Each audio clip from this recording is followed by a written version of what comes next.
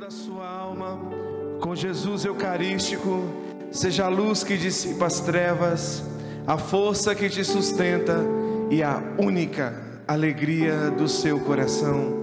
Em nome do Pai, do Filho e do Espírito Santo. Amém. Com muita tranquilidade, vamos sentando. Boa noite a todos vocês.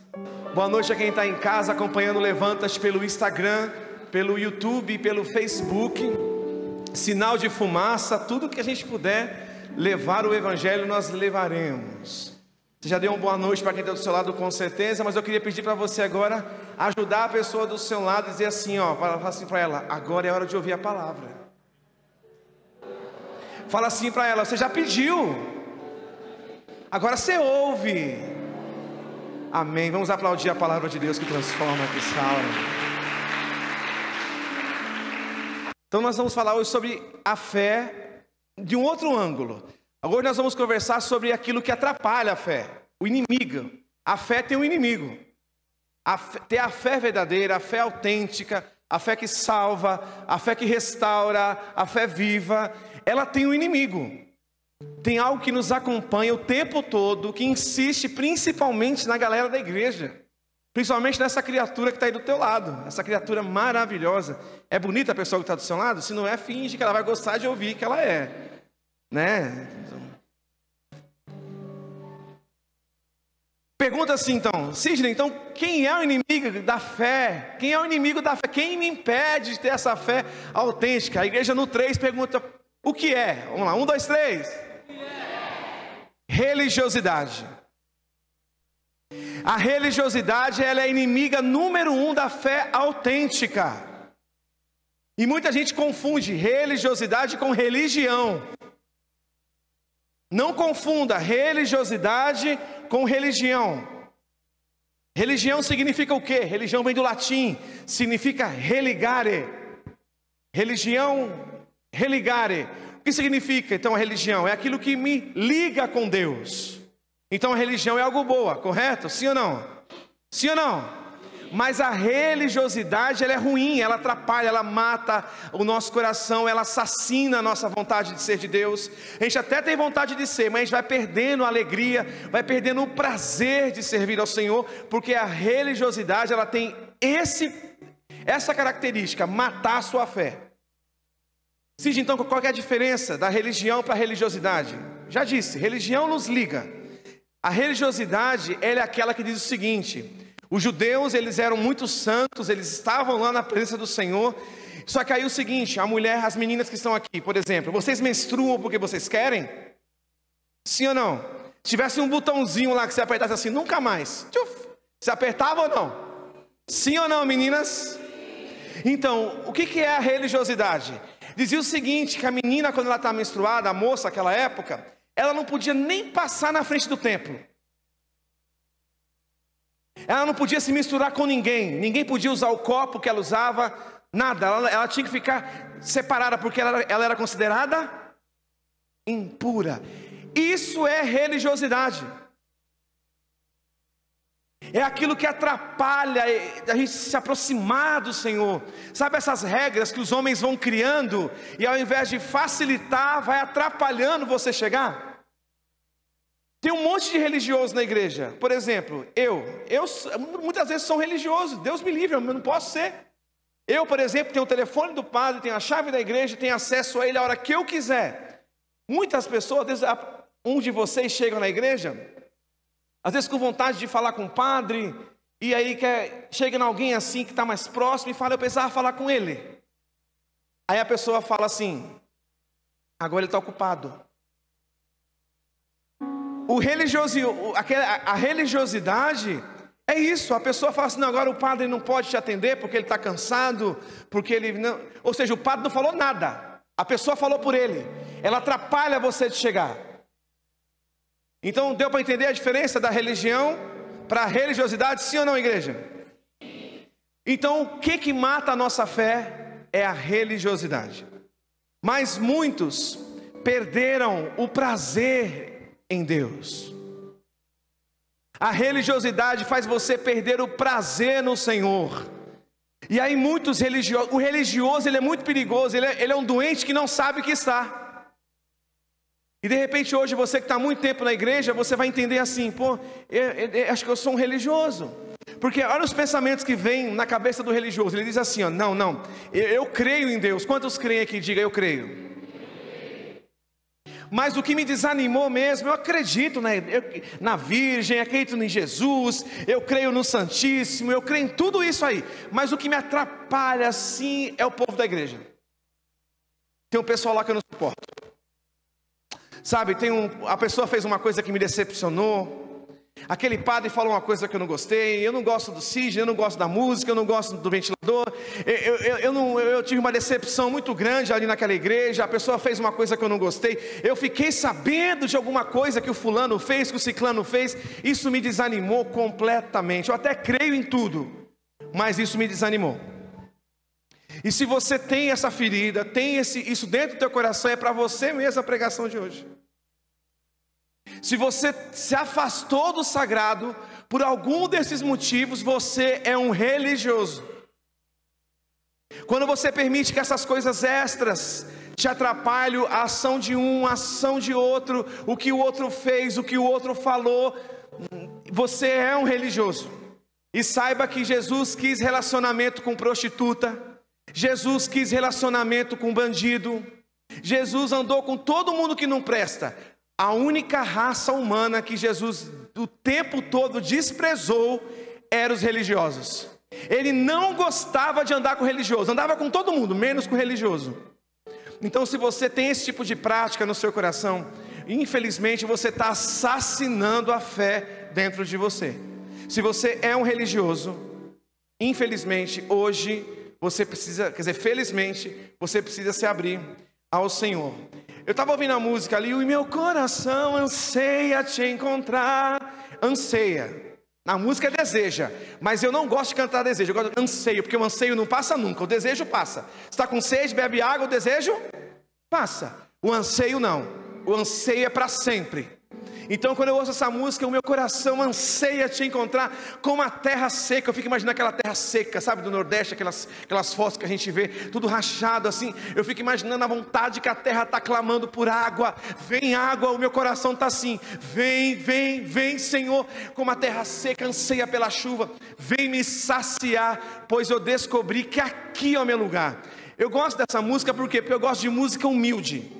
Eu gosto de música que coloca o homem no lugar dele, porque o homem, Deus não precisa que nós o coloquemos no lugar dele, ele já sabe quem ele é. Eu gosto de música que coloca a gente no nosso lugar, ou seja, o meu coração é a terra seca, sou eu que preciso da chuva, Deus não precisa fazer nada, sou eu que preciso. Então quando nós clamamos assim, nós encontramos prazer nas coisas do Senhor, e é isso que Ele pede de nós, que o ser humano precisa sentir prazer. E é um presente que Deus deu. O problema é que muitos estão perdendo prazer e estão buscando prazer em outras coisas. E você sabe do que eu estou falando. E não estou falando só de sexo, não. Estou falando que o ser humano, ele necessita de prazer.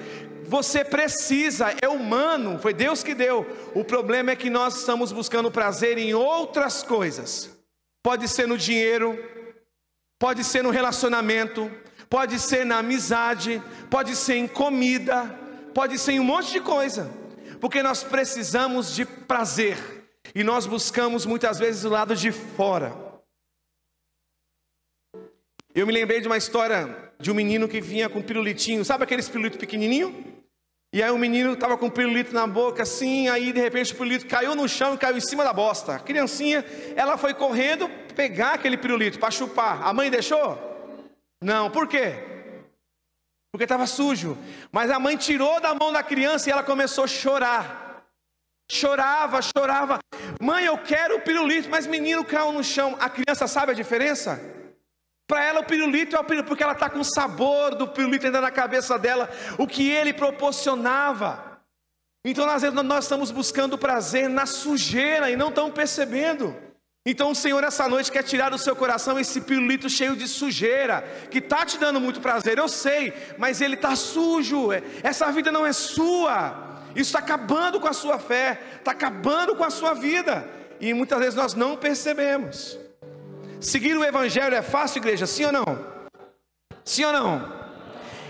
o evangelho é difícil de seguir, por quê? Porque a gente sempre fica assim, poxa, eu não posso fazer sexo fora do casamento, poxa, eu não posso olhar para uma mulher que não é minha, poxa, eu não posso tirar vantagem, eu não posso roubar, poxa, eu não posso isso. A gente fica sempre se lamentando daquilo que a gente não pode, porque seguir o evangelho é uma vida de renúncia. E aí a gente sofre e acha que, pô, mas como que eu vou ter prazer numa coisa que só está tirando de mim aquilo que eu quero? Porque a gente não entendeu, porque a nossa mentalidade ainda é mentalidade de religioso. Como assim, Sidney? Se você busca o prazer no Senhor, e você entendeu o que é o evangelho, olha como você vai pensar, cara, eu não posso mexer com outra mulher, eu tenho que só essa, eu não posso roubar, eu não posso mentir, sabe por quê? Porque eu vou ter uma recompensa. Se eu ficar preso só naquilo que eu renuncio, fica pesado, a igreja fica chata, a palavra não tem prazer. Mas quando eu entendo que eu estou fazendo isso porque eu vou ter uma recompensa no final, eu estou me sacrificando hoje, porque lá no final o Senhor vai me dar a coroa da glória, e eu vou poder entrar naquilo que realmente é a vontade de Deus. Aí eu encontro motivos, eu encontro prazer. Aí eu vou ter prazer em não olhar para uma mulher que não é minha, eu vou ter prazer em não mentir, porque eu sei da recompensa. Posso ouvir um glória a Deus aqui ou não? Sabe por que muitos estão desanimando? Muitos estão desanimando do evangelho, porque nós achamos que para ser de Deus tem que ter uma vida chata, que para ser de Deus tem que ficar o tempo todo aqui dentro da igreja. Tem gente que acha que, poxa vida, eu tenho que ficar o tempo todo aqui dentro, eu não posso dançar, eu não posso viver uma vida. Quem te falou isso? Mas também não vai dançar o bonde do Tigrão, né? Não precisa. O problema nosso não é a dança, o problema nosso é o esculacho. Tudo que Ele deu é para nós. Deus deu uma roupa, aí o diabo vem e põe aqueles micro shorts que as minhas estão usando agora. O problema nosso não é que a gente tem que... O problema nosso é o esculacho. A gente esculacha na roupa, a gente esculacha na comida, a gente esculacha no modo de falar, o modo de viver. Estou mentindo, igreja? Ele deu tudo, o nosso problema é o que então? Fala mais alto. É isso, você está esculachando. Você é uma moça do evangelho, uma moça que nasceu de novo e quer insistir em viver como aquelas que não conhecem a palavra. Quer se vestir igual elas, quer fazer o que elas fazem, quer ouvir o que elas ouvem. Você é diferente quando você vai tomar para si essa verdade, que você é diferente. A sua roupa tem que ser diferente, o seu cabelo tem que ser diferente, o seu modo de agir, pensar e de falar tem que ser diferente. Deus quer nos saciar, mas para isso eu preciso estar próximo. Então onde está o erro? Onde está o erro então de tudo que eu estou falando aqui? E nós aprendemos que nós precisamos encontrar prazer naquilo que é do Senhor, aquilo que é de Deus.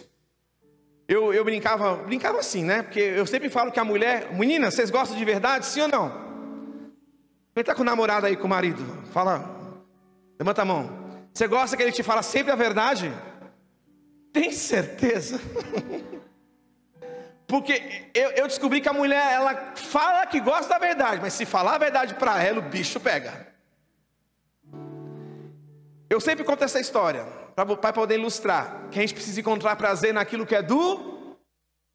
Eu trabalhava numa empresa baiana, não vou falar o nome aqui não, é perigoso a Polícia Federal chegar aqui. Trabalhava numa empresa e, nossa, parecia desfile. Era mulher para lá, mulher para cá. E eu trabalhava no escritório, imagina. Elas andavam com salto, a mulher já era desse tamanho, ficava maior ainda, tudo bonitona, que não sei o quê. E o dia inteiro, maquiada, porque elas vão trabalhar igual umas modelos, não vão ou não vão? Sim ou não? Quando eu chegava em casa, a Gabi com a roupa do Turim, até aqui assim. A bermudona lá. Aí, eu preciso encontrar prazer naquilo que é do... Quem é do Senhor na minha vida? A Gabriela ou a outra lá fora? Quem? Mas como que eu vou encontrar prazer naquilo que é do Senhor? Eu vi aquela camisa do Turim rasgada. Aí eu falei, Gabriela, vem aqui, minha filha. Olha a hora da verdade. Você é gatinha. Você não deve nada para elas. Mas o problema é que as mulheres estão tudo arrumadas o tempo todo. Quando eu chego aqui em casa, eu sei que você está em casa, filha. Mas não dá, né? Você é a única mulher do mundo que eu posso olhar e falar, se eu pego. Eu não posso fazer isso para as outras. Você é a única mulher que eu posso desejar nessa vida. Então, pelo amor de Deus, seja desejável. Aí vem aquela conversa. Mas eu trabalho o dia todo. Limpo criança, vou buscar na escola. Você ainda quer uma mulher bonita? Sim. Faz parte da responsabilidade do matrimônio. Porque o homem é visual, a mulher não, a mulher é toque. Você quer deixar uma mulher bem facinho, né? Sua esposa? Toca nela direitinho. Faz um carinho de manhã. Faz à tarde, à noite ela vai estar fácil. Porque a mulher é toque. Estou mentindo, meninas? A mulher não é carinho? Não é proximidade? O homem não, o homem é visual. Então você que é casada, tem que ser visual para o seu marido, senão ele vai olhar lá fora para outras. Arruma o cabelo para ele. Não é para as amigas não, porque as amigas falam mal de você depois. Você sabe, né, meninas, a diferença do homem para a mulher? Já falei aqui. A mulher é assim, tá duas amigas conversando, tá vindo a outra ali. Aí ela fala, nossa, meu Deus do céu, vamos falar que vestido é aquele? Meu Deus do céu, que horrível. Olha o sapato da desgraçada, gente, olha. Que cabelo é aquele? E a menina tá vindo. Aí quando ela chega perto, oi amiga, tá linda, hein? Maravilhosa. E os meninos? É diferente. O amigo tá vindo ali, ó. Aí tá vindo. Aí chega os caras e falam, ixi, mano, que cabelo é esse? Parecendo um mendigo. Que roupa é essa? Meu Deus do céu, todo sujo, seu fedorento. E fala um monte de coisa na frente do cara. Quando o cara sai, um olha pro outro e fala, mano, esse cara é da hora, hein? Não é assim, meninos? Homem é diferente do que mulher. Então, meninas, você que estão aqui, principalmente você que é casada, você tem que investir em você para o seu marido desejar você todos os dias. Porque a Bíblia diz que eu preciso desejar aquilo que é do Senhor.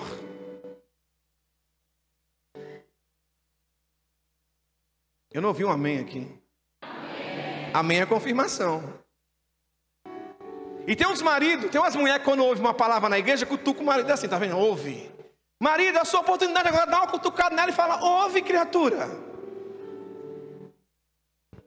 Vamos para a palavra do Senhor. Em Gálatas, capítulo 4, versículo 7 ao 9, vai dizer assim, o apóstolo Paulo vai escrever, ele escreve para a igreja de Gálatas, e olha o que ele vai dizer. Assim, você já não é mais escravo. Repete comigo, eu não sou mais escravo. Não, está fraco. Mas filho. E por ser filho de Deus, também me tornei herdeiro.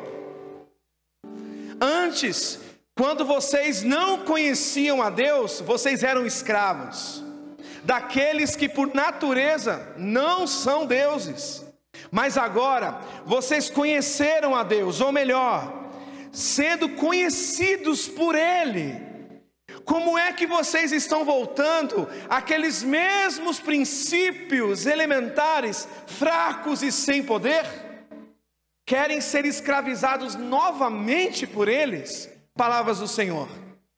Posso ouvir uma salva de palmas, a palavra de Deus aqui? Força!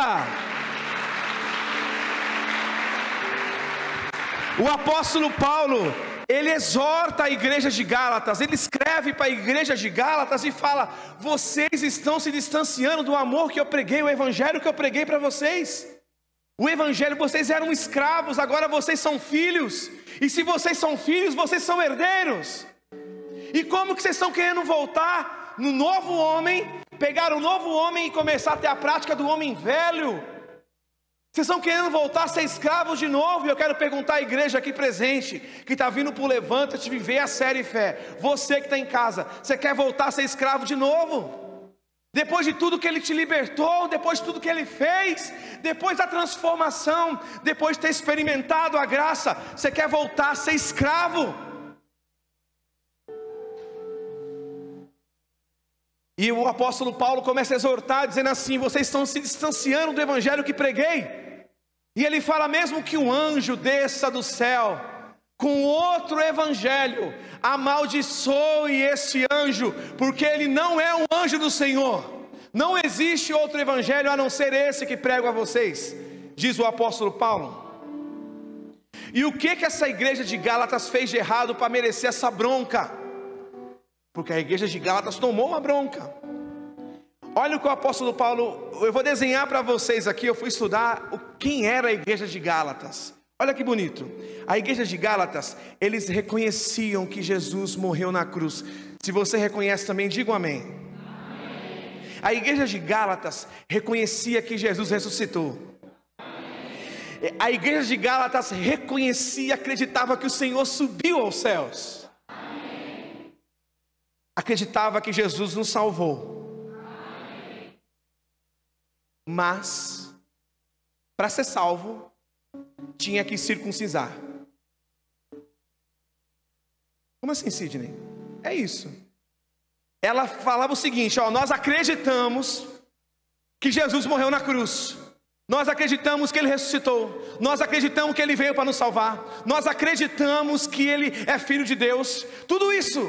Então tudo isso Ele fez para nos salvar. E para você ser salvo, você precisa crer. Quantos creem, diga amém. E o povo acreditando, crê. Então, para você ser salvo, para ter a fé verdadeira, era isso que eles diziam. Você precisava crer em Jesus e precisava também circuncidar, fazer a circuncisão. Todo mundo sabe o que é isso? Os homens judeus tinham que pegar a cabeça do pênis e tirar aquela pelezinha, que a gente chama de fimose. Eles tinham que tirar, porque era um sinal da fé. Então olha o que eles diziam, que depois, isso tudo bem, era um costume judaico antes de Jesus, mas a igreja de Gálatas já era a igreja de Cristo, já era quem seguia o Senhor. E aí eles acreditavam o quê? Que para ser salvo tinha que crer, eles queriam, tinha que crer que ele foi salvo, eles acreditavam. Mas também, depois de tudo isso, também tinha que fazer a circuncisão. Paulo vem dizer, então está errado. Como assim? Se a partir do momento que você fala que você crê em Cristo, então para ser salvo tem que crer e fazer mais uma coisa? Vocês estão longe do evangelho. Esse não foi o evangelho que ensinei. Esse não é o evangelho autêntico. O que essa mentalidade nos ensina, igreja? Que o que Jesus fez na cruz então não é o suficiente. Sim ou não? Se eu acredito, e aí a gente pensa, não, olha bem o que eu vou dizer, pelo amor de Deus, para não sair falando bobagem por aí. Vocês creem em Jesus? Crê que Ele ressuscitou? E isso é a mentalidade para ser salvo. Então aí eu chego e falo, olha, por exemplo, essa semana, eu confesso que eu sou católico desde que nasci, talvez, eu acho. Mas a quaresma eu me enrolo todinho. Quando eu sou músico, eu me enrolo, eu não sei cantar uma música da quaresma. Então, é mentira? Eu fico todo perdido. Vocês podem perceber que no tempo quaresmal eu nem canto na missa direito, porque eu sou ruim. Porque é diferente os cantos. Eu me enrolo com a quarta, me enrolo com a sexta, eu me enrolo todinho, sempre me enrolei. Aí essa semana, na quarta-feira, eu falei, ó, não pode comer carne, hein? Aí um amigo foi e me corrigiu, ó, Sidney, se você não quiser comer, beleza, mas de onde você tirou isso que não pode comer carne na quaresma na quarta? É só na quarta-feira de cinzas. Agora, se você não quiser comer na quarta para a sua santificação, ok. Mas não fala isso, não escreve isso, senão o povo vai achar que se eles comerem, estão em pecado mortal. Ou seja, sem perceber o que eu estava falando para a igreja, olha, vocês creem em Jesus? Crê que Ele subiu ao céu? Crê que Ele ressuscitou? Crê que Ele nos salvou? Mas para ser salvo, não pode comer carne na quarta. Foi exatamente o que eu fiz. O povo de Gálatas fez a mesma coisa. Colocou a sua preferência.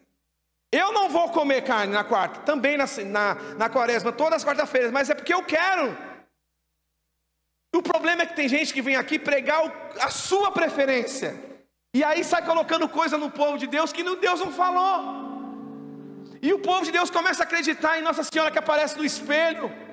E o povo de Deus faz peregrinação para achar Nossa Senhora que apareceu no ventilador da igreja de Manaus. Não sei, qualquer coisa o povo sai correndo atrás. Porque não basta o que ele fez, tem que ter mais alguma coisa. Isso é um coração religioso.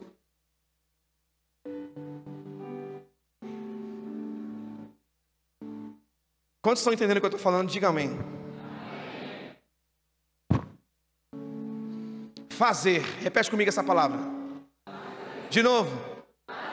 Fazer para mim, ô coisinha que Satanás inventou na igreja foi isso. Como assim, Sidney? Tem um monte de gente sentada aqui que fica pensando: quantas vezes já ouvi, poxa, Sidney, eu queria fazer alguma coisa na igreja. Mas não é, eu não fico triste quando a pessoa fala isso. Eu fico triste, sabe por quê? Porque ela acha que ela só vai ser filho, que ela só vai participar do trono, que ela só vai receber a recompensa se ela fizer alguma coisa. Aí eu fico triste que você não precisa fazer nada para ser filho. Filho você já é. Você não precisa fazer nada, nada, nada. Mas então por que você faz? Porque é gratidão, é recompensa, eu quero, enfim. Mas não é para ser salvo, porque salvo eu já fui.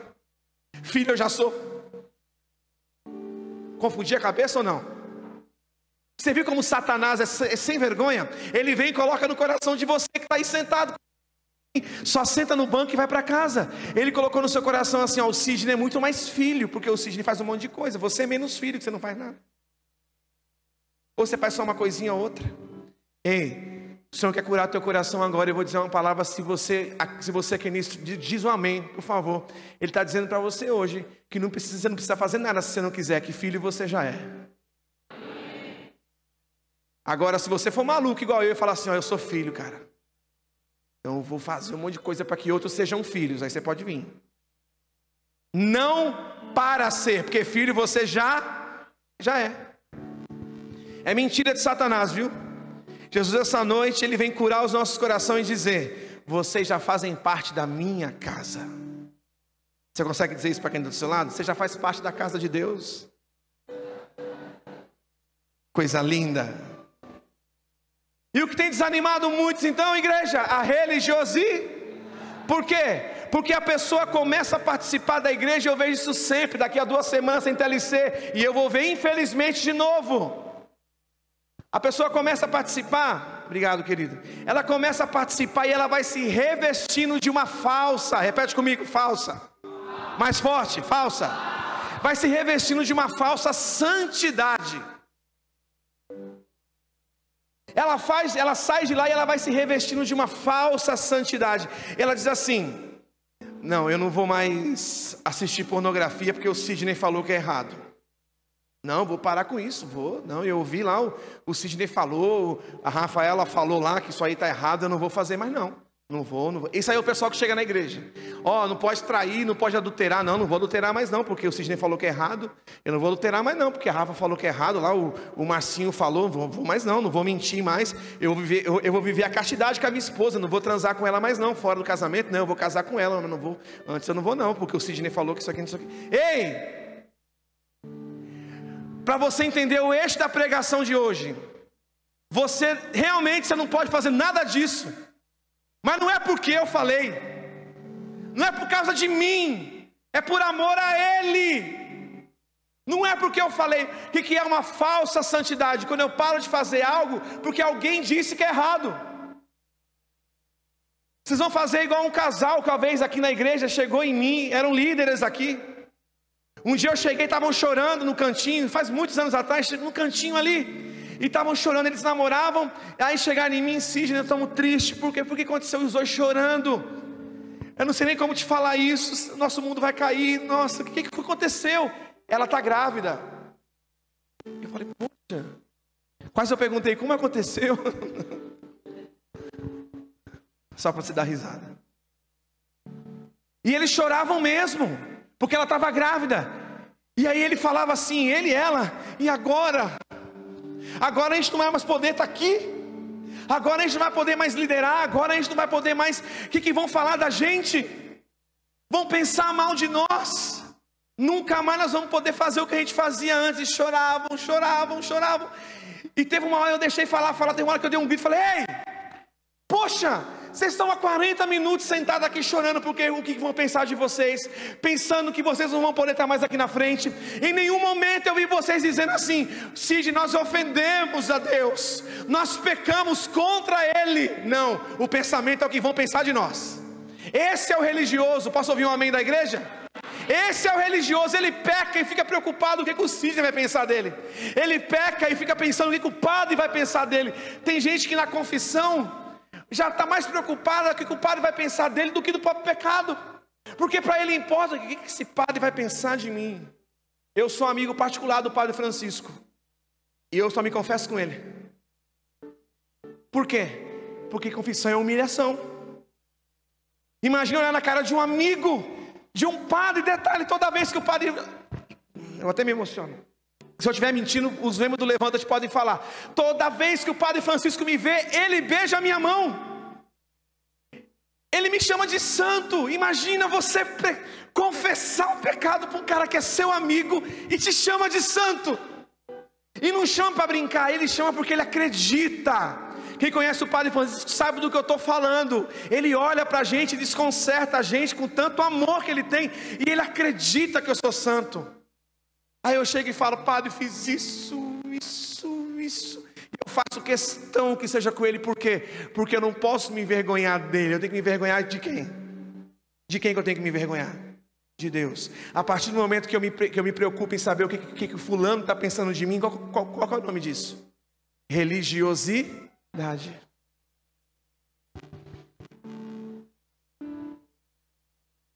A pessoa canta na igreja, ela reza, ela prega, faz retiro, vai em show da igreja, faz um monte de coisa, mas ela não se sente plena, ela nunca se sente realizada.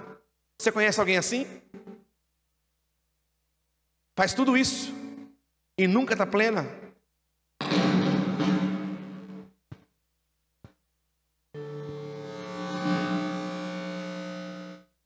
Nunca está plena. Não se distrai não. E com o tempo, a pessoa vai cansando.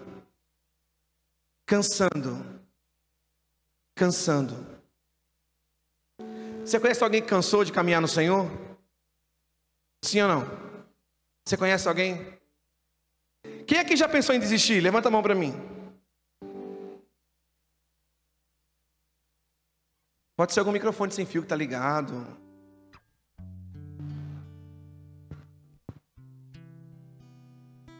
E você que já pensou em desistir, por que você não desistiu?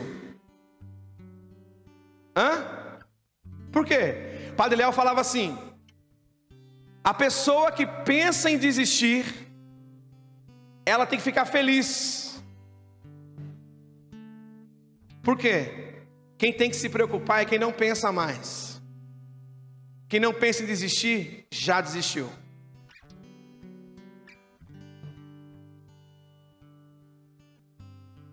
Se você ainda está pensando, fica feliz. Você ainda está na graça. O problema é aqueles que não pensam mais. Quem não pensa mais, aumenta um pouquinho para mim, já desistiu. E muitos vão desanimando. E quando nós agimos assim, nós nos afastamos da graça. Nós nos afastamos de tudo aquilo que o Senhor nos ensinou. É como, por exemplo, Adão e Eva. Adão e Eva estavam lá, tudo tranquilo, tudo pleno. De uma hora para outra, eis a maçãzinha. Eva vai lá e come aquela maçã. Por que ela comeu a maçã, gente? Porque a serpente disse que ela seria como quem? Como quem? Vocês percebem que lá no nosso coração tem uma coisinha que quer nos igualar a Ele? Porque ela falou, não posso. Deus falou que não pode comer. Aí a serpente falou assim, mas sabe por que Ele disse? Por quê? Porque se você comer isso, você vai ser igual a Ele. Poxa vida, essa parte Ele não falou. Eu vou ser como Ele? Então eu quero. E quando eles comem aquela maçã, olha o que eles fazem. Não está na Bíblia, mas essa é a minha interpretação. Quando eles comem aquela maçã, eles dão um grito de independência. Eles dizem assim, eu não preciso mais de você.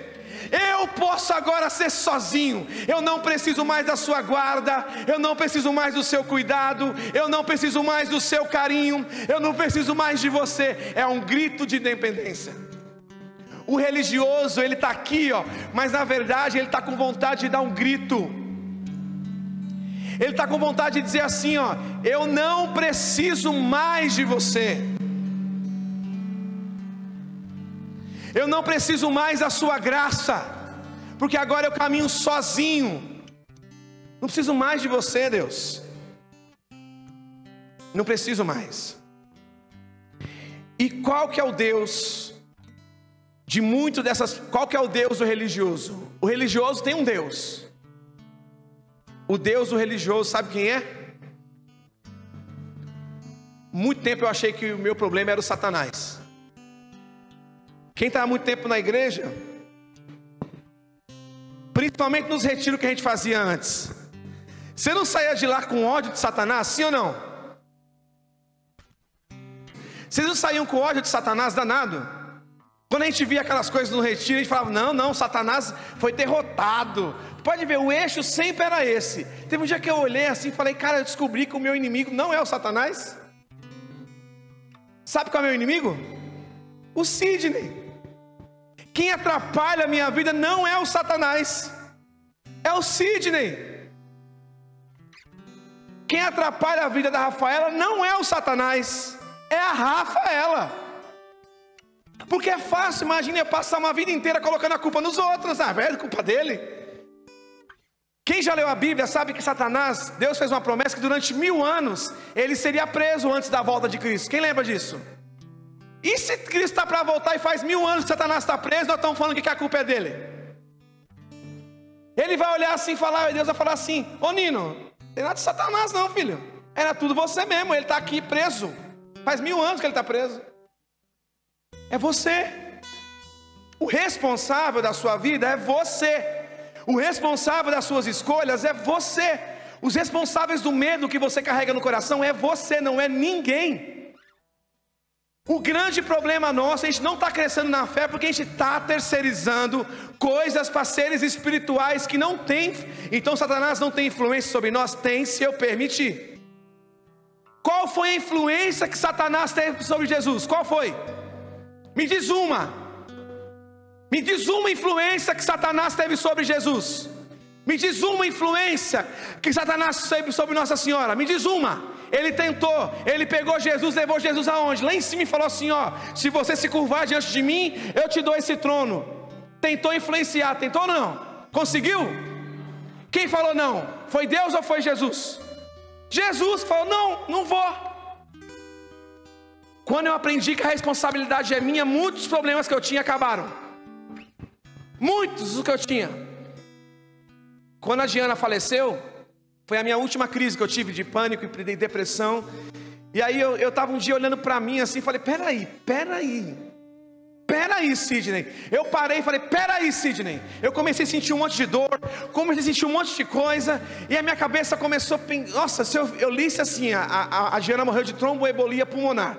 E aí eu estava em pé assim, ó, eu ia lá ler, por exemplo, o que é tromboembolia pulmonar? Quais são os sintomas? A pessoa tropeça, eu tropeçava. A pessoa sente febre, na hora pode pegar o termômetro, está 50 graus aqui. Quando no auge da Covid, teve um dia que quando eu peguei Covid, a primeira pessoa que eu liguei foi o Zé, não foi, Zé? Eu estava vindo lá do serviço, quando eu fiz o teste, deu positivo e eu peguei Covid no auge, né? E aí eu fui ligando, o Zé estava lá no Taboão, estava dirigindo pleno, eu liguei e falei, Zé, eu tô com Covid. Aí ele, filho, caramba, mas você tá bem? Eu falei, mano, eu tô indo para casa. E ele, aqui, né, amigo, né? Não, vai ficar tudo bem. Aí ele desligou, ele falou que na hora começou a sentir uma quentura. Foi ou não foi, Zé? Porque ele começou a sentir todos os sintomas. Todos os sintomas. Igreja. Aí essa semana eu estava falando com a Gabi, falei, Gabi, já faz mais de 15 dias que a minha perna só dói.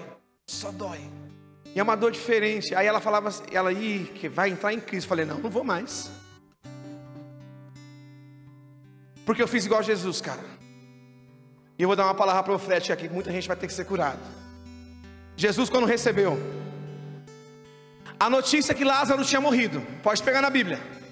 Ele recebe a notícia que o melhor amigo dele morreu. Ele recebe a notícia, ele estava pregando para o povo. Estava pregando, tinha um monte de gente com ele. E tinha um mar atrás dele e um barco. Quando ele recebe a notícia, ele fica feliz, igreja? Sim ou não? Sim ou não? Jesus era homem e era Deus, não era? 100% homem, 100%. Então tudo que um homem sentia, ele sentiu, correto? Tudo que um homem sentiu, ele sentiu também. Quando ele recebe a notícia que o amigo dele morreu, ele se entristece. A Bíblia diz que ele para na hora a pregação. Tanta tristeza, ele entra no barco sozinho e fala para os discípulos: fica aí que eu já volto. E vai. Ele foi acompanhado, igreja? Sim ou não? Estava sofrendo? Estava triste? Estava. Foi ficar sozinho. Essa parte que eu vou contar para vocês não está na Bíblia, porque a Bíblia não fala quanto tempo ele fica lá. A Bíblia não conta o que aconteceu no barco. Não conta. Mas vamos supor que Jesus ficou uma semana lá. Uma semana. Vamos supor que ele chorou. Vamos supor que ele bateu naquele pão. Por que que Lázaro morreu? Por que que ele morreu? Meu Deus, eu não consigo entender. Não sei o que ele fez. Mas ele pode ter chorado, pode ter esperneado, pode ter feito o que for. A Bíblia só conta a volta. A Bíblia conta que Jesus volta para a barca. Está todo mundo esperando ele. Todo mundo achando que ele ia falar: vamos lá que o meu amigo morreu. Jesus volta e continua a pregação. Um começa a olhar para o outro e fala. E Jesus vai embora. Tanto que começam a questionar ele. Lembra? Você não vai ver seu amigo? Ele: não, eu estou fazendo a minha missão. Por que Jesus fez isso? Fala, igreja, por quê? Porque Jesus foi ficar na barca lá não sei quanto tempo. Eu só sei que ele recebeu uma notícia ruim, se isolou. Por quê? Porque ele estava se resolvendo.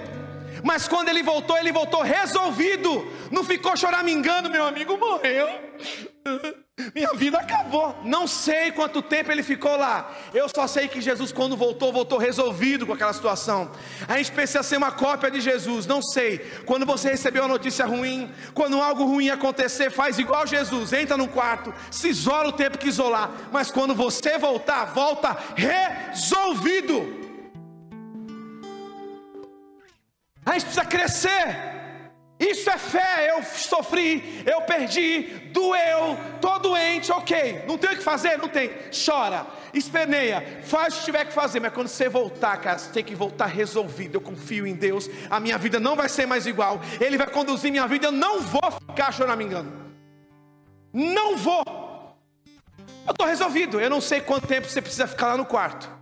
Quiser ficar 1 mês lá, você fica. Quer ficar 3 meses lá, mas só sai de lá resolvido.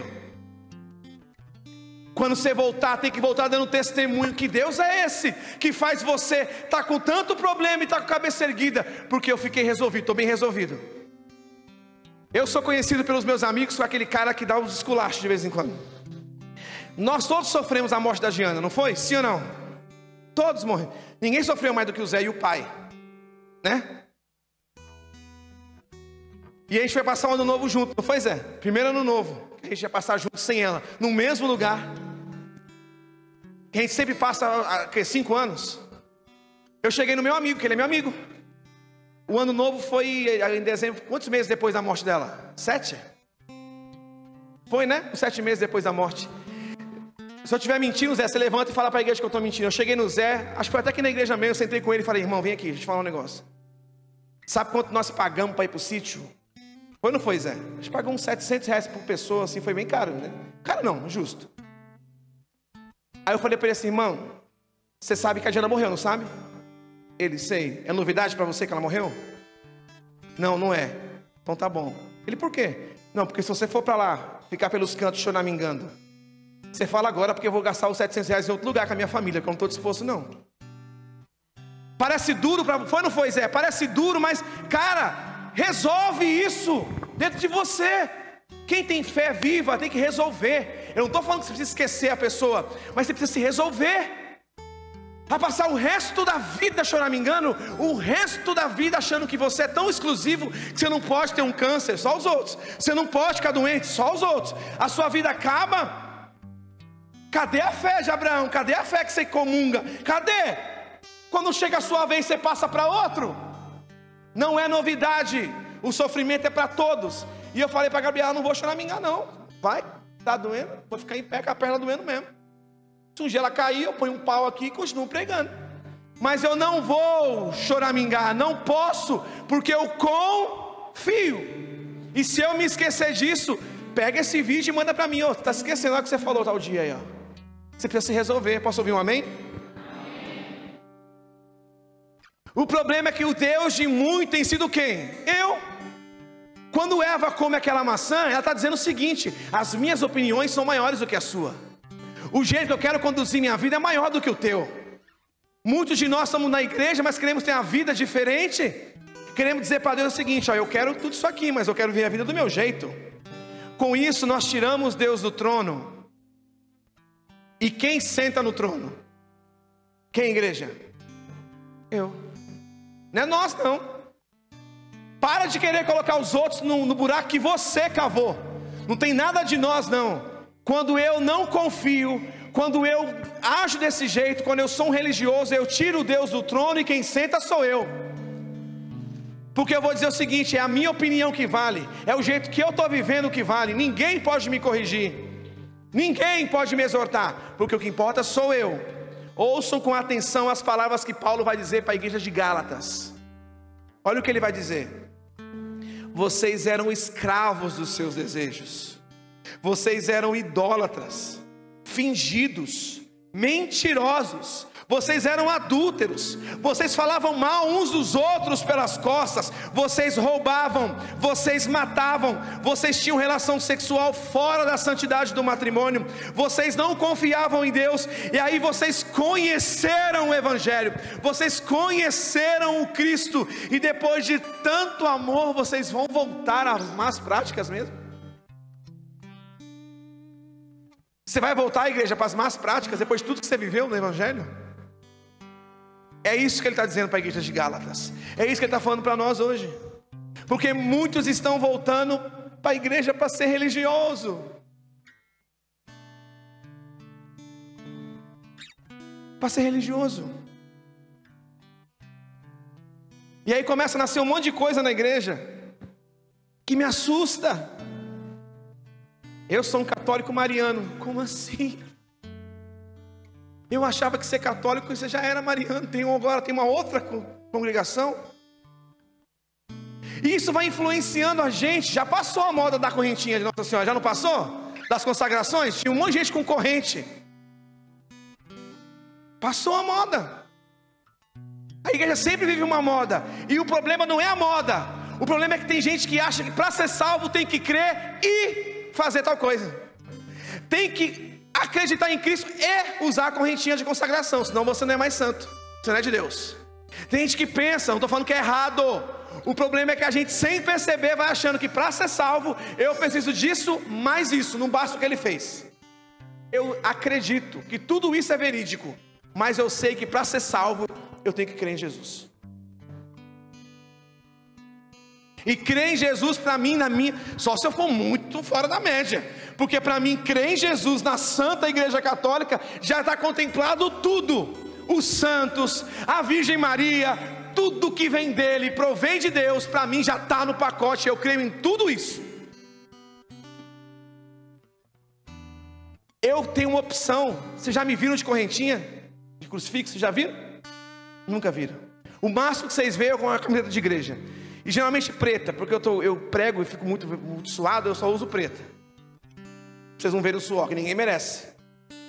Eu optei em não usar correntinha, não usar crucifixo, não usar nada, porque eu quero que identifiquem que eu sou de Deus pelas minhas atitudes, não pelo adorno que eu carrego. Não é pelo adorno que eu carrego, é as minhas ações. Elas precisam dizer, esse cara é de Deus. São elas, as minhas atitudes, não a camiseta. A camiseta não pode dizer ao mundo que eu sou o sal da terra e luz do mundo. Não, as pessoas têm que olhar para mim sem camiseta e falar, este cara é o sal da terra e a luz do mundo pelas minhas atitudes. Quantos estão entendendo o que eu estou falando? Amém?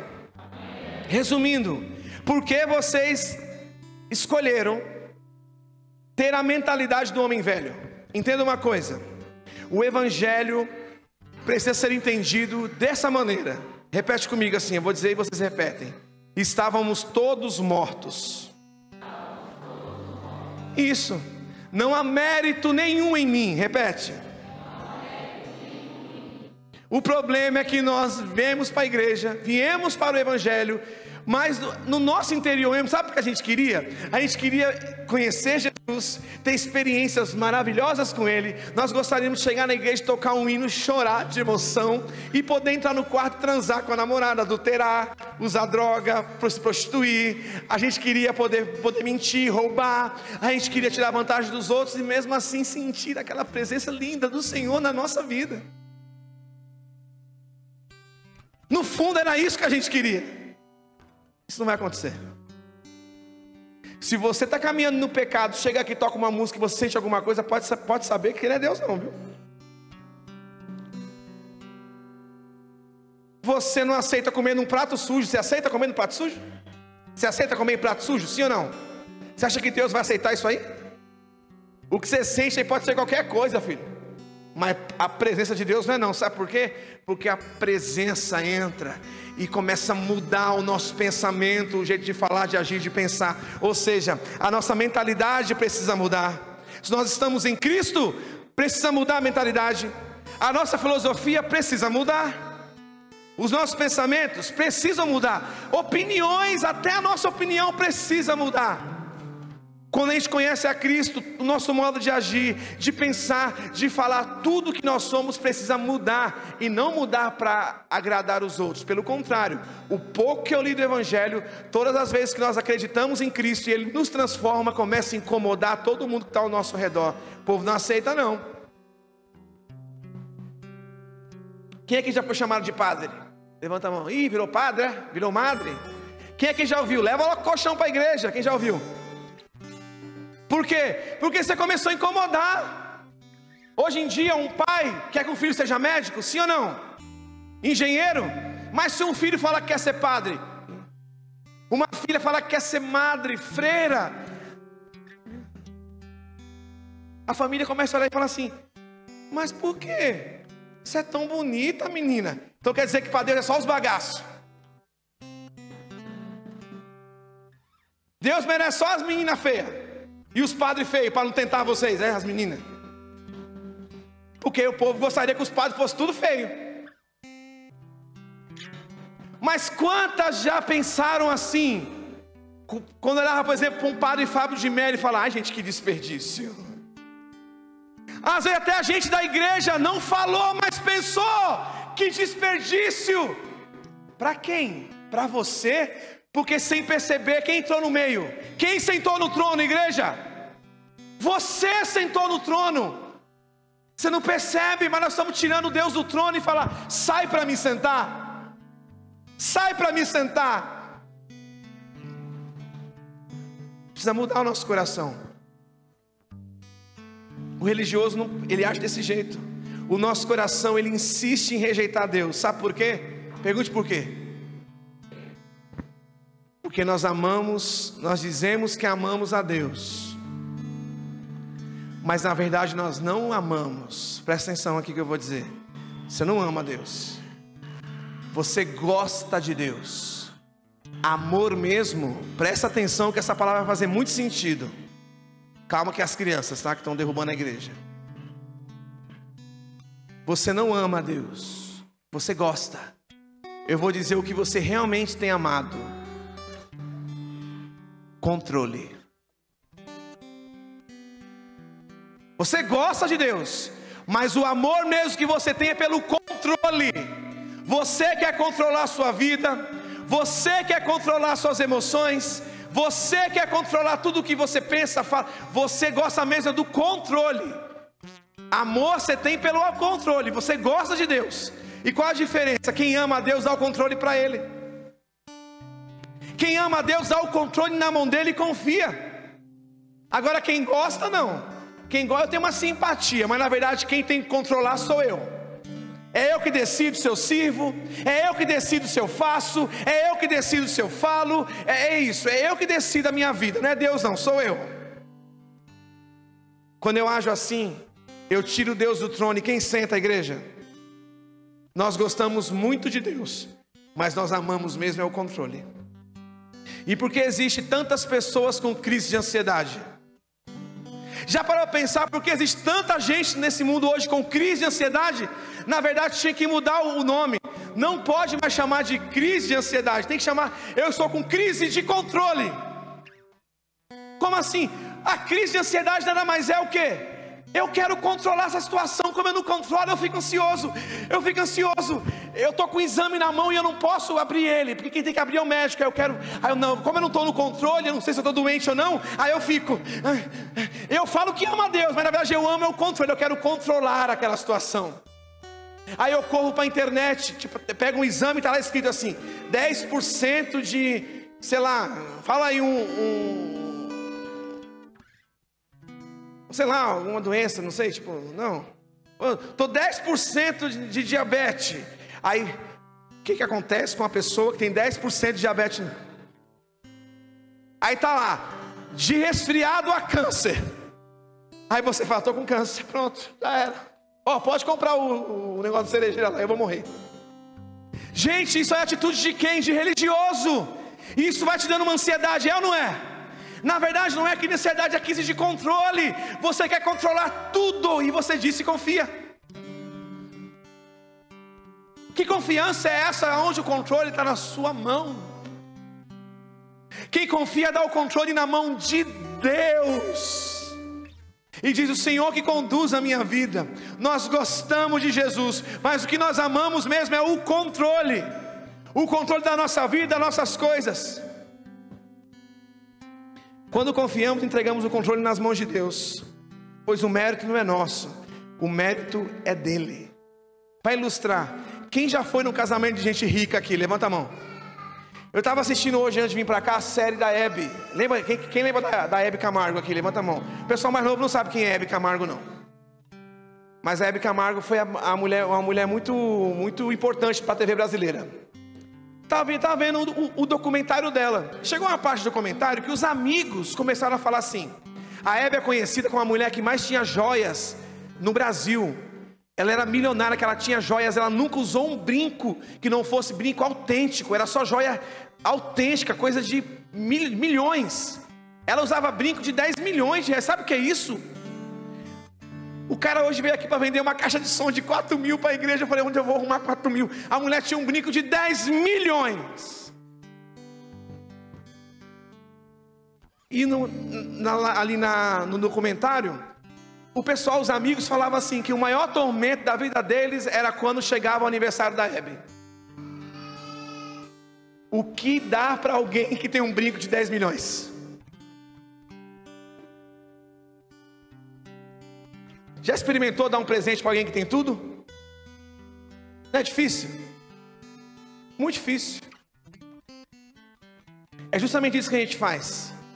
O que você pode fazer para que Deus te ame mais, igreja? Nada. Você não precisa fazer mais nada. Sabe por que está escrito o seguinte? Olha o que ele diz. Quando a primeira vez que Jesus fala com o povo, qual o nome que ele se dá? Quando Moisés pergunta para ele: mas qual o seu nome? Ele fala o quê? Eu? De novo, eu? Olha que Deus fala. Quando Moisés chega pela primeira vez e fala assim: qual o seu nome? Ele fala o quê, igreja? Eu estava lendo esses dias e falei: mas Deus se acha, né, velho? Olha como que é a apresentação dele: eu sou. E eu vi que Deus não faz média com ninguém, porque Ele realmente Ele é. Ele não se faz de humilde para você. Quando Ele vai se apresentar, Ele fala: eu sou. Aí eu sempre pensei: mas por que eu sou? O que quer dizer eu sou? Refletindo em oração, sabe o que para mim Deus quis dizer para Moisés? E quer dizer para você? Ele quer dizer assim, ó: sabe qual que é o meu nome, Graziela? Eu sou. Como assim eu sou o quê? Eu sou tudo que você precisa. Eu sou tudo que você precisa, Valéria. Eu sou tudo que você precisa. Sidney, eu sou tudo que você precisa. Eu sou tudo que você precisa. Eu sou tudo que te fortalece. Eu sou tudo que você precisa para ser feliz. Deus está dizendo hoje para a igreja que Ele é tudo que nos faz feliz. Ele é. E Deus se acha mesmo.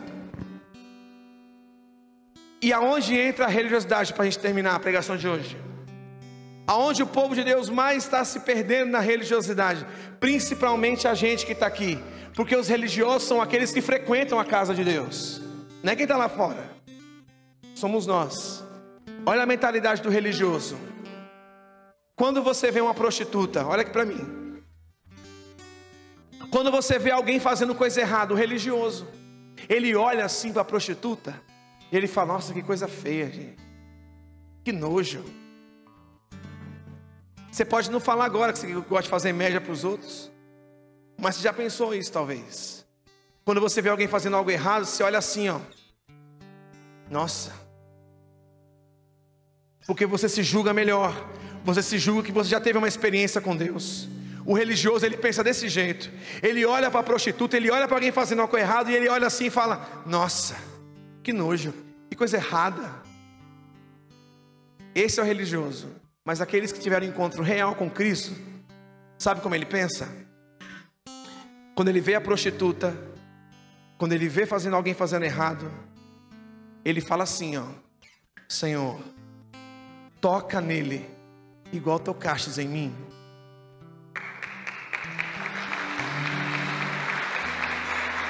Faz nele ou nela o que o Senhor fez em mim. Age no coração dele ou dela assim como o Senhor agiu no meu. Isso é fé autêntica. Isso é um coração de uma pessoa. Se você olha para alguém fazendo algo errado e logo você se empina, logo você julga, você não está em Deus, você é um religioso. Porque aquele que está em Cristo olha e fala: Senhor, toca nesse coração, mostra a verdade para ele, assim como eu mostrasse para mim. Essa é a postura de quem está em Cristo. Quantos estão entendendo? Diga amém. Quantos estão aqui e acreditam no inferno? Levanta a mão. Quem crê no inferno? Se você não crê, vira outra religião. Você é católico. Católico crê no inferno, sim ou não? Quantos aqui tem medo de ir para o inferno? Levanta a mão. Tem medo? Ninguém não tem medo, não? Tem medo? Quem tem medo? Levanta a mão. Pronto. Deixa eu perguntar uma coisa para você. Você crê no inferno, sim ou não? Tem medo de ir para lá, sim ou não? O que essa crença, o que esse temor tem feito para você caminhar em santidade?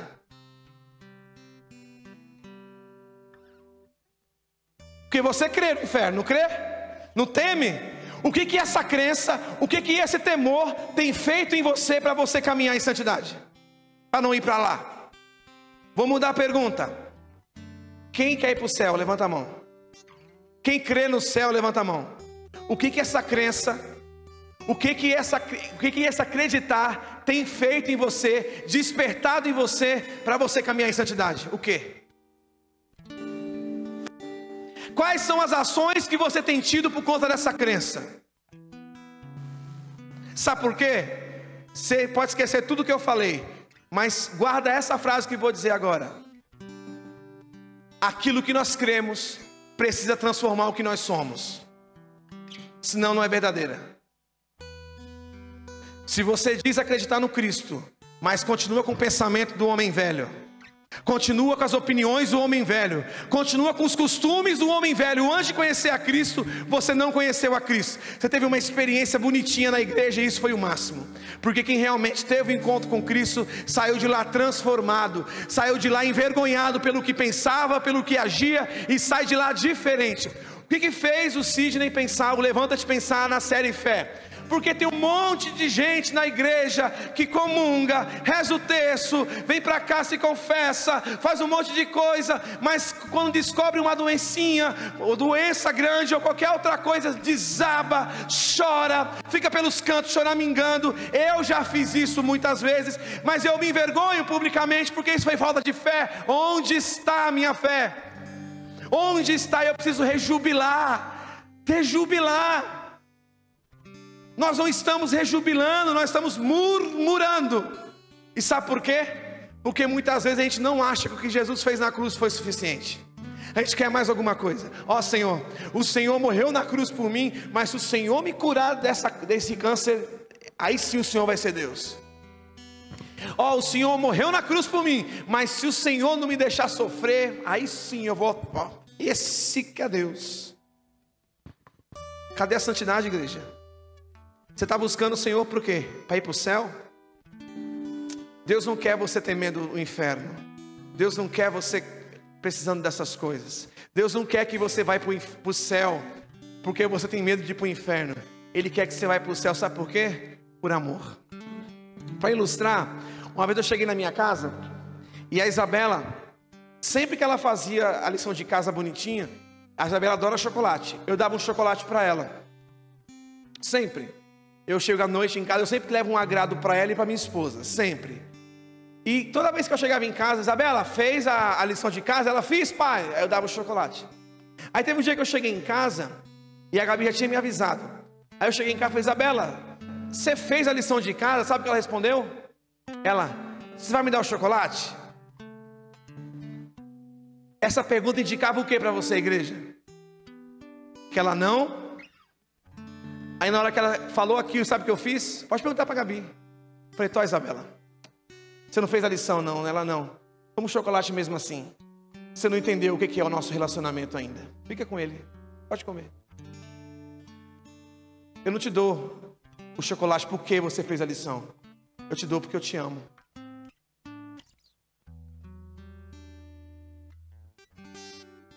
Deus te deu a salvação, não é para você ficar triste pelos cantos, não. Sabe por quê? É porque Ele te ama. E Ele vai te dar a salvação mesmo que você dê as costas para Ele. É sua, é autêntica, está aí. Ah, então não precisa fazer nada. Claro que precisa. Você precisa crer. Quem crê não usa as costas. Quem crê busca a santidade. Então, Sidney, o que Deus quer de mim? Deus quer que você caminhe em santidade. Sabe por quê? Ele quer que você o ame porque Ele te amou primeiro. Ele quer que você olhe para Ele e chegue na igreja e fale, Senhor, eu não vim aqui porque eu tenho medo de ir para o inferno, não. Eu não vim aqui porque eu quero ir para o céu, não. Eu vim aqui porque eu quero relacionamento, porque eu te amo. Eu não quero recompensa nenhuma. Eu cheguei esses dias na capela e falei, Senhor, perdão, eu não sei rezar por mim. Eu não consigo mais rezar por minha vida, eu não sei. Porque eu não tenho necessidade nenhuma. Porque todas as minhas necessidades o Senhor tem sustentado. Você rezar pelo povo. Eu só sei rezar sozinho ali pelo povo. Por mim eu não peço. Eu aprendi com o Padre Pio. Não é eu. Somos nós. Eu não vou ficar feliz de chegar no céu e não encontrar com o Rafael lá. Eu não vou ficar feliz de chegar no céu e não encontrar o Renan. Eu não vou ficar feliz depois de tanto tempo com o Goia, com o Fernando, não encontrar ele lá. Não vou. Eu quero todos vocês lá. É a plenitude da igreja, todos nós juntos. Porque Deus não olha para mim, Ele olha para nós. E muitos falam que Judas, todo mundo olha para Judas com um jeito estranho, né? Porque Judas traiu Jesus por 30. Quem tem simpatias por Judas aqui, levanta a mão. Quem gosta dele? Pô, eu sou fãzão de Judas. Quem é? Tem alguém aqui que é fã dele? Por que você não vai muito com a cara de Judas? Porque ele... Fala, igreja. Porque ele traiu quem? Então você não tem muita simpatia por ele, porque ele traiu por 30. Ué, estranho, né? Você não tem muita simpatia por um traidor? Você deveria ter. Por quê? Você traz Jesus por menos. Quando você fofoca, você traiu Jesus. Quando você adultera, você trai Jesus. Quando você leva intriga para a casa dos outros ou para a vida dos outros, você está traindo Jesus. É uma traição também. Quando você julga as pessoas, você está fazendo a mesma coisa. Quando você esquece do Senhor no rolê que você está traindo Jesus. Quando você está na faculdade lá e você não vive como o Evangelho pede, está traindo Jesus. Quando você está ali com a sua namorada ali, ou com a mulher que não te pertence, você troca Jesus por 5 minutinhos de prazer. Quantos meninos e meninas estão aqui que traem Jesus no banheiro de casa e no quarto com o celular assistindo pornografia? Você trai, pelo menos Judas traiu por 30 moedas de prata. Você traz Jesus por 5 minutinhos de prazer? Traidor hipócrita. Não tem simpatia por Judas, mas age pior do que ele. Nós estamos traindo Jesus por menos. Por menos nós traímos. Cristo essa noite quer nos dar uma nova mentalidade. E eu vou terminando a pregação pedindo para a igreja entender que aquilo que nós cremos precisa transformar o que nós somos. Esse é o eixo de hoje. E para você que está aqui, para você que está em casa, eu queria te levar agora a uma oração. para você entrar diante de Jesus. E antes de nós começarmos a oração final, eu quero terminar com o que Paulo diz aqui em Romanos. Ele diz assim: eu rogo, pois, irmãos, pela compaixão de Deus, que apresenteis os vossos corpos em sacrifício vivo, santo e agradável a Deus, racional, e não sedes conformados com este mundo, mas sejam transformados pela renovação da vossa mentalidade, para que experimenteis qual seja a boa, agradável e perfeita vontade de Deus. Se você puder ficar de pé, eu peço para você ficar agora e fechar os seus olhos no Espírito. E depois de tudo que você ouviu aqui hoje, eu queria que você orasse ao Senhor. E você que está em casa também, feche os seus olhos. Jesus hoje te convida a uma transformação de mentalidade. Você hoje precisa dizer ao Senhor assim: Senhor, me salva, eu me arrependo, recebe a minha vida, Senhor. Deus, eu pequei, fugi da tua presença, mas te peço, dá-me um coração igual ao teu, Senhor. Dá-me, Senhor, um coração igual ao teu, um coração obediente.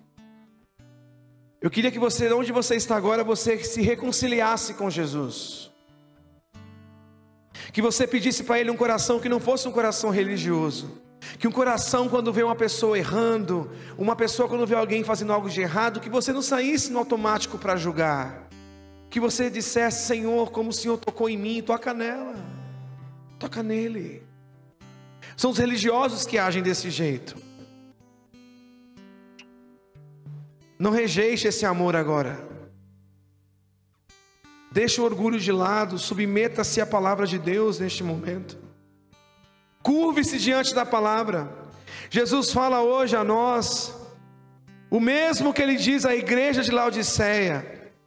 Ele diz assim à igreja, em Apocalipse 3: sou rico, faço bons negócios e de nada necessito.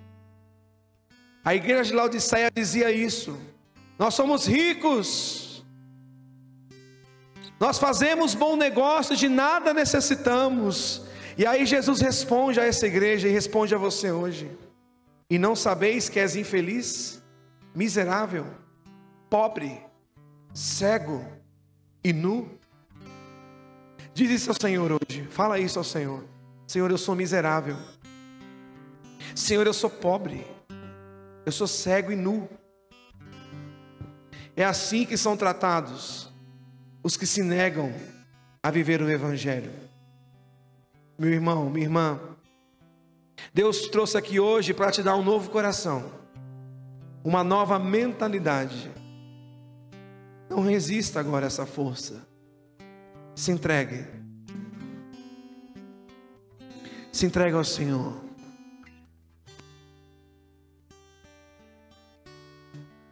Se entregue ao Senhor neste momento. Vai falando com o Senhor. Dá um dó maior, por favor.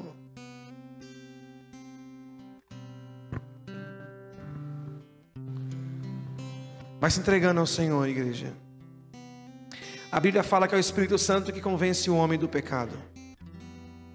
Sendo assim, eu convoco a igreja neste momento a se colocar diante de Deus, a se colocar diante da graça, e pedir ao Senhor um coração que não seja um coração religioso. Nós não queremos, Senhor, um coração religioso, aquele que nega a graça. Não negue a graça, Senhor, a nós. Vem, Senhor. Dá-me um coração igual ao teu.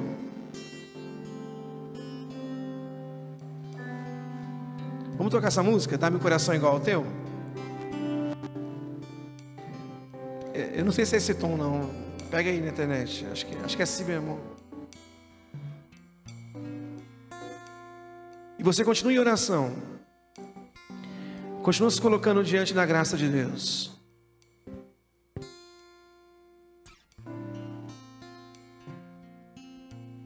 Eu peço aos intercessores que neste momento também orem, para que possamos adorar ao Senhor e pedir a Ele que não nos dê um coração religioso, nos dê a libertação. Liberta-nos, Senhor. Ore de onde você está. Ora, igreja, ora no Espírito, ora no Senhor, coloca-se diante de Deus, diante da graça do Senhor. Vamos orar e pedir ao Senhor que nos transforme, que nos guarde, que nos proteja de todos os males. Ensina-nos, Senhor, a ser de Deus, ensina-nos a não ser religiosos. O religioso é aquele que não acredita na salvação salvífica, daquela autêntica. Cura-nos, Senhor, tira de nós toda a religiosidade, tira de nós esse pensamento ruim, esse pensamento de quem não confia. Nós não queremos ser sujos, nós não queremos voltar às más práticas. Nós tivemos uma experiência contigo e nós queremos a verdade. Coloca-se diante de Deus. O problema é que principalmente nós que estamos aqui, que temos alguma função, veja como nós nos comportamos diante de um momento como esse, como se fosse para os outros, como se não fosse para nós. A gente fica olhando para um lado e para o outro, achando que já tivemos experiências grandíssimas e que nós não precisamos mais da presença. Esse é o pensamento de quem é religioso. Ele acha que ele não precisa mais, só porque ele lê um livro, só porque ele teve uma experiência, só porque ele frequenta o altar talvez, só porque ele é amigo do padre, só porque ele fez um retirinho ou outro, ele acha que ele não precisa mais. Não é mais com ele que Deus fala. Deus tem falado com a igreja aqui que está aqui, e se você está aqui, você é essa igreja. Vitor, ainda há muito que experimentar de Deus. Henrique, ainda existe muito a se experimentar do Senhor. Sidney, ainda existe mais de Deus. Para de limitar achando que já teve todas as experiências. Os religiosos pensam assim. O filho pensa diferente. O filho de Deus, ele reconhece que ele é pobre, ele é cego, ele é nu, ele precisa. Eu ainda preciso. E se você precisa, vem comigo na oração. Se você tem tido um coração religioso, aquele que diz acreditar, mas acha que precisa fazer mais, você não precisa. Sabe por quê? A palavra do Senhor vai dizer em Isaías 53: Ele levou sobre si as nossas enfermidades, o castigo que nós merecíamos caiu sobre Ele, e nós fomos curados, graças às suas chagas.